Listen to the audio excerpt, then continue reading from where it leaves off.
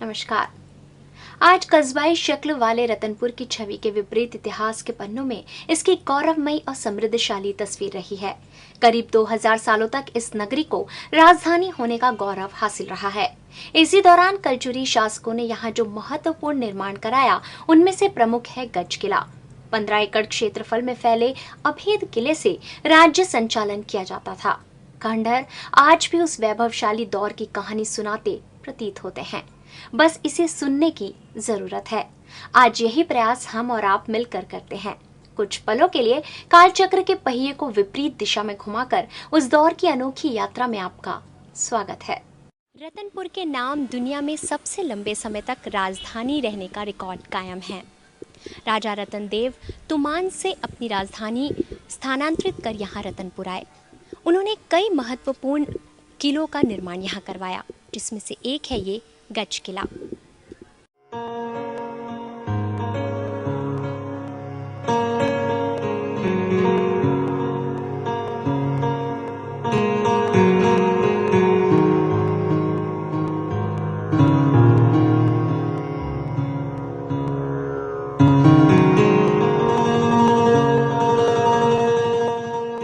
आज छत्तीसगढ़ को बेशक पिछड़ा क्षेत्र कहा जाता हो, मगर इतिहास गवाह है कि इस क्षेत्र का वैभव गौरवमयी रहा है, जिसका केंद्र हुआ करता था रतनपुर।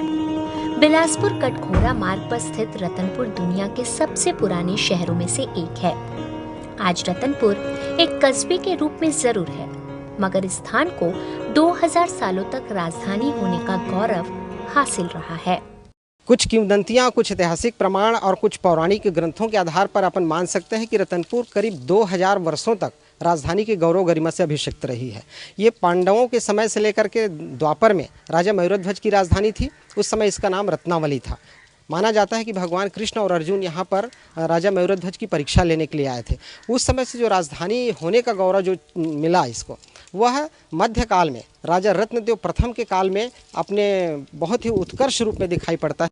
कलचुरी शासक कोकल देव प्रथम ने 10वीं शताब्दी में दक्षिण कोसल पर आक्रमण कर अधिकार प्राप्त किया। इन्हीं के वंशज राजा रत्नदेव द्वितीय ने तुमान से राजधानी स्थानांतरित कर रतनपुर को अपनी राजधानी बनाया।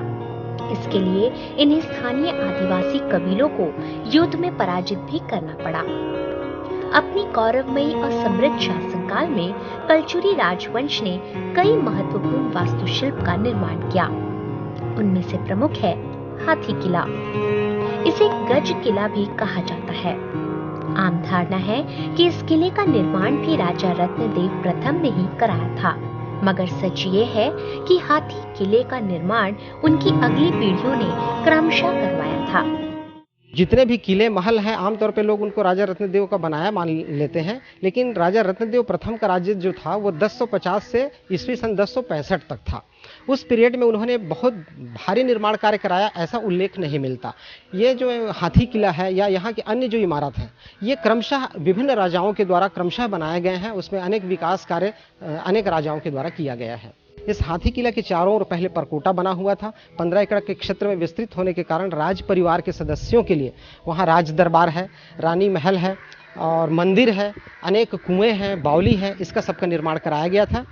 यह राज परिवार का प्रासाद तो था ही, साथ ही राजकाज का संचालन भी यही से किया जाता था। यह अभेद किला करीब 15 एकड़ क्षेत्रफल में फैला हुआ है। इसके भग्नाशेष अब भी प्राचीन वैभव की कहानी सुनाते हैं।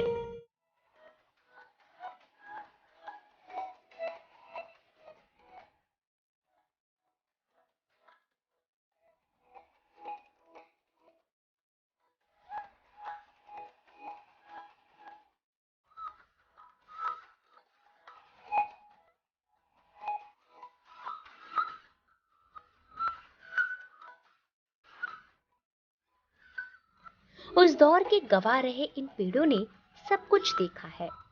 कभी यहाँ जिंदगी पूरे शबाब पर थी। रानियां स्नान कुंड में अटखेलियां करती, स्नान के बाद मंदिरों में पूजा करने जाती और इन्हीं पेड़ों की छांव में घंटों बैठकर मन बहलाती। इन पेड़ों के सामने ही पूरा दौर बीत गया। इन्हीं की नजरों के आगे कभी यहाँ राज दरबार लगा करता था।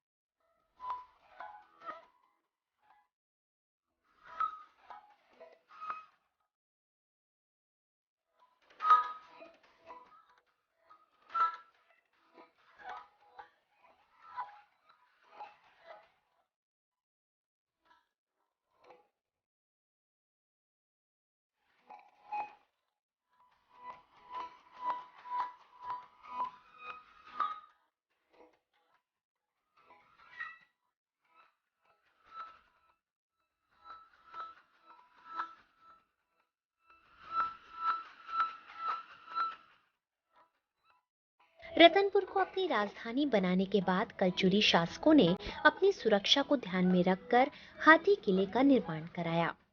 इस किले के 4 द्वार हुआ करते थे: भैरव द्वार, सिंह द्वार, गणेश द्वार और सेमल द्वार। आज गणेश द्वार और कुछ हद तक भैरव द्वार मौजूद हैं। किले को शत्रुओं से बचाने के लिए अद्भुत व्यवस्था भी की गई थी। इस किले को दुश्मनों से बचाने के लिए इसे अभेद्य किला बनाया गया और इस किले के चारों तरफ नहर खोदी गई जिसमें मगर पाले गए ताकि दुश्मनों के आक्रमण से इस किले को बचाया जा सके। वास्तव में जो किला शब्द से ही तात्पर्य है कि सुरक्षित गढ़, जहां दुश्मन के सैनिक न पहुंच सके। इन राजाओं ने अपने राज परिवार की सुरक्षा के लिए और अपने पूरे रतनपुर की सुरक्षा के लिए उस किले का निर्माण करवाया था। चारों तरफ ऊंचे ऊंचे परकोटे थे और उस परकोटे में तोप और बंदूक रखने के भी स्थान बने हुए हैं। आज भी जब उसमें निर्माण कार्य हुआ तो उसमें पुरानी तोपें मिली हैं, पुराने बंदूक के अवशेष मिले हैं। इससे पता चलता है कि अपनी सुरक्षा की दृष्टि से तत्कालीन कलचुरी राजा और फिर बाद में मराठा राजा बहुत ही चिंतित थे और उन्होंने बहुत अच्छे ढंग से उस किले का निर्माण करवाया था। चारों तरफ खाइयां बनी हुई, उसमें पानी भरा रहता था ताकि कोई भी सैनिक आसानी से किले पर आक्रमण न कर दे। और उन खाइयों में मगरमच्छ रहा करते थे ताकि कोई भी तैर के अगर उसमें जाए तो वो मगरमच्छ का शिकार बन जाए और राज परिवार तक के जो सैनिक हैं, जो दुश्मन सैनिक है, वो ना पहुंच सके। इतिहास के भूल भुलैये गलियारों का ये सफर यूं ही जारी रहेगा। लौटते हैं एक छोटे से अंतराल के बाद।